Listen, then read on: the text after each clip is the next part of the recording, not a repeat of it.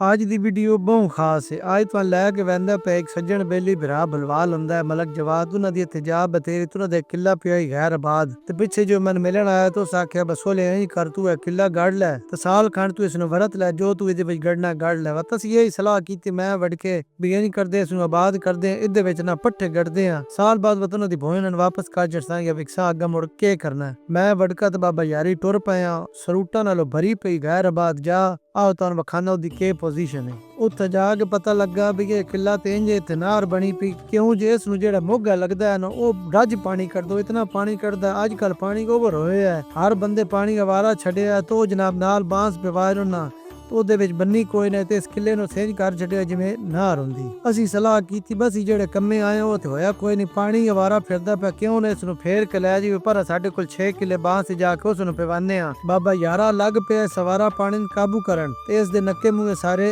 ਸਿੱਧੇ ਕਰਕੇ ਫੇਰ ਕੇ ਲੈ ਕੇ ਵੰਦੇ ਪਏ ਉਹਦੇ ਤੇ ਜਿਹੜੀ ਪੋਜੀਸ਼ਨ ਹੈ ਨਾ ਹੱਥੋਂ ਲੱਗਣ ਦੀ ਇਹ ਤੁਹਾਡੀ ਅੱਖਾਂ ਦੇ ਸਾਹਮਣੇ ਬਸ ਨਾਲੀ ਨਾਲ ਕੋਈ ਪਾਈ ਨਹੀਂ ਕੋਈ ਰਾਹ ਨਹੀਂ ਬਾਂਸਾਂ ਦੇ ਵਿੱਚੋਂ ਧੱਕੇ ਖਾਂਦੇ ਨਾ ਲੈ ਕੇ ਵੰਦੇ ਪਏ ਪਾਣੀ ਦਾ ਨਿਗਾਲ ਉਸ ਪਾਸੇ। ਇੱਥੇ ਤੁਹਾਨੂੰ ਇੱਕ ਹੋਰ ਗੱਲ ਵੀ ਦੱਸ ਛੱਡਾ ਬੇ ਸਾਰਾ ਪਾਣੀ ਇਸ ਮੋਗੇ ਇਸ ਨਾਲੀ 'ਚ ਕੋਈ ਨਹੀਂ ਵਹਿਣਾ ਇਹ ਨਾਲੀ ਦੀ ਇਤਨੀ ਕਪੈਸਿਟੀ ਕੋਈ ਨਹੀਂ ਬਸ ਮੋਗੇ ਦਾ ਸਾਰਾ ਪਾਣੀ ਝੱਲ ਕੇ ਲੈ ਜਾਵੇ ਅਸੀਂ ਸਿਰਫ ਅੱਧਾ ਪਾਣੀ ਲੈ ਕੇ ਆਉਣਾ ਅੱਧਾ ਬਾਕੀ ਪਾਣੀ ਅੱਗੇ ਹੀ ਵਹਿੰਦਾ ਪਿਆ ਜਿੱਦੇ ਵਹਿੰਦਾ ਪਿਆ